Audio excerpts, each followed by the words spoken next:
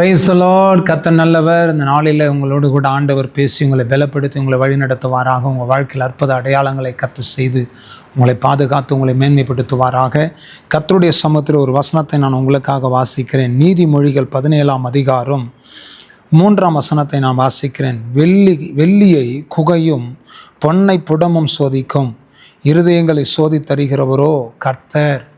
பாருங்க, வெள்ளியை குகையும் பொன்னை புடமும் சோதிக்கும், இருதயங்களை சோதித்தருகிறவரோ கர்த்தர். உங்கள் இருதயங்களை சோதித்தருகிறவர் கர்த்தருங்க. உங்கள் இருதயத்தில் என்ன இருக்குதுன்னு அவருக்கு தெரியும்.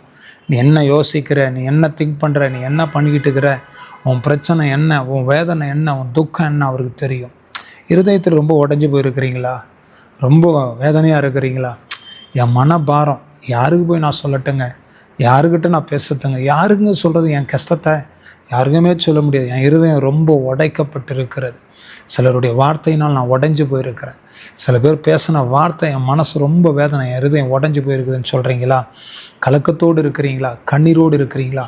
இருதயம் நொறுங்குண்ட இருதயமாக நீங்கள் காணப்பட்டு கொண்டு இருக்குதா? கவலைப்படாதீங்க. உங்கள் இருதயத்தை சோதித்தருகிறவர் அவர். உங்கள் பிரச்சனை என்னன்னு அவருக்கு தெரியும்.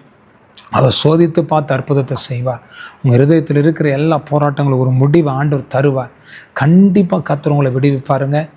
மன தைரியத்தோடு கூட கர்த்தருடைய சமூகத்தில் காத்திருந்து ஜெபம் பண்ணுங்க. ஆவியானவருடைய கரத்தினால் ஆகாத காரியம் ஒன்றும் இல்லைங்க. கர்த்தர் பெரிய காரியத்தை கர்த்தர் செய்து உங்களை ஆசீர்வதித்து உங்களை மகிழ பண்ணுவார். அற்புத அடையாளங்களை கர்த்தர் உங்கள் வாழ்க்கையில் செய்து முடிப்பார் என்பதில் எந்த சந்தேகமும் கிடையாது. கர்த்தருடைய நாமம் மகிமைப்படட்டும்.